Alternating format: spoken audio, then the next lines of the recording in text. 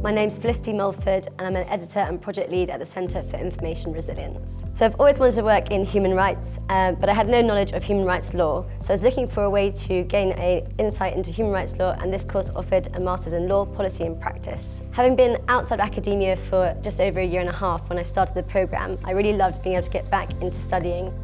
My main support at Swansea University came from my amazing lecturers, but also my cohort of scholars. So one of the things that I learned at Swansea was how to communicate findings of research really effectively. During my previous Masters, it became apparent to me the difficulties in Yemen. Loads of children were dying of starvation during conflict, and I couldn't understand how this was considered not as heinous as the war crimes going on. So I decided to look into starvation during armed conflict on the programme. And I was able to use this and the time here to work with academics and journalists to document what was happening in Tigray.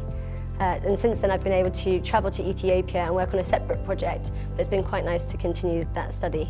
As a scholar, I was partnered with Global Rights Compliance, who are based in The Hague, and we looked at starvation accountability. It was just meant to be a 3-month placement, but I really enjoyed working with Global Rights Compliance, so I ended up carrying on my position there up until the end of the scholarship. As the only British scholar on the programme, I really loved taking on the role of our social sec, organising our activities outside of the classroom. So we had multiple dinners at our house, we went for lovely hikes, went on tours of other cities, and we had a really great time.